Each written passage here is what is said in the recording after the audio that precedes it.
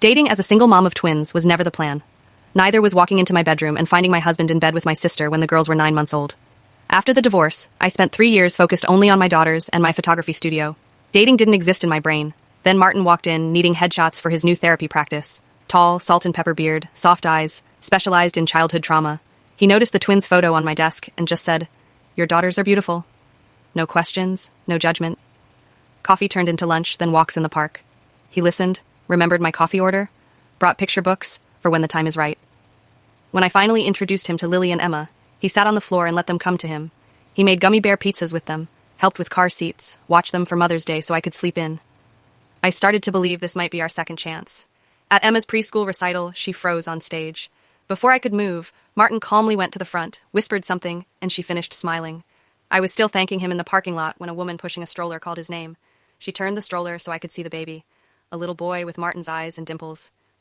"This is Caleb," she said. "Your son, the one you haven't seen since you walked out 4 months ago." 4 months ago was when Martin and I met. I introduced myself as his girlfriend. She looked stunned. He stood there speechless. My daughters were watching. I told the girls we needed to go, pulled my arm from his grip, and said, "Don't touch me. Don't call me. Don't come near my daughters again." In the car, they asked why I was crying and if Martin was still coming over. That night, I read through his messages. Excuses about not being ready to be a father, claims that his ex trapped him, promises he was going to tell me. I blocked him. Then came flowers, letters, him showing up at my studio. I told him if he came near us again, I'd get a restraining order, and reminded him what that would do to a therapist's career. I also did something I never expected. I called my ex-husband, David, explained everything. To my surprise, he offered to take extra time with the girls so they'd have stability. He showed up with pizza and a board game.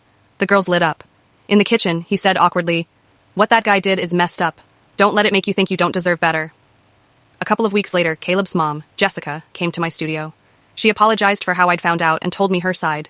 Grad school sweethearts, pregnancy, Martin deciding a baby would derail his career, holding his son once in the hospital and then disappearing. She'd heard about me because his mother, desperate to keep some connection to her grandson, told Jessica where Martin would be playing perfect stepdad at my daughter's recital. Jessica wanted to know if he'd ever mentioned Caleb or showed pictures. He never had. We realized we were living parallel lives, both single moms trying to shield our kids from the same man's selfishness. Later she texted, inviting my girls for a play date with Caleb.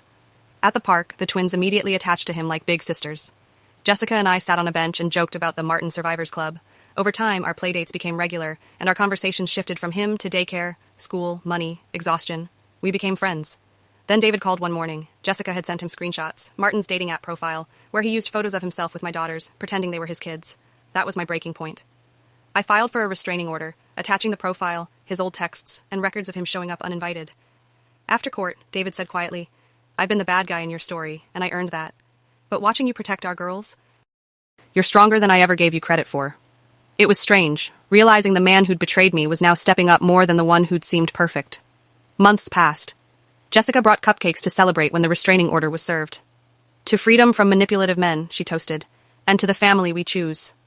Our kids played in the grass, and for the first time, I felt grateful to be a single mom, because it meant my standards were higher than letting some half-present man define our home. At the twins' 5th birthday, Jessica and Caleb came. David arrived with his new girlfriend, a kind kindergarten teacher who actually got down on the floor to play. We sang, ate cake, and I realized my daughters were surrounded by people who truly showed up, even if our family looked different than I'd imagined. That night, Lily asked, "Mommy, are you ever going to find us a new daddy?" I told her I didn't know, but that what mattered was having people who stay. Me, her sister, their dad in his house, Jessica and Caleb, grandparents, our little circle. "Some families have 2 parents in one house," I said. "Some don't. But all families need people who stay, no matter what." Later on the porch swing, I scrolled through party photos. The twins, Caleb, Jessica laughing, David cutting cake. My phone buzzed. A text from James, a client who was a single dad. "My daughter and I are going to the Children's Museum tomorrow. She asked if your girls might want to come. No pressure." I stared at the message for a moment, thinking about what I want my daughters to learn. That some people lie and run, but others answer the phone, show up, and stay. I texted back, "The twins love the dinosaur exhibit. We'll see you there." Not a grand romance. Just 2 single parents and their kids at a museum. Maybe nothing will come of it. Maybe everything will.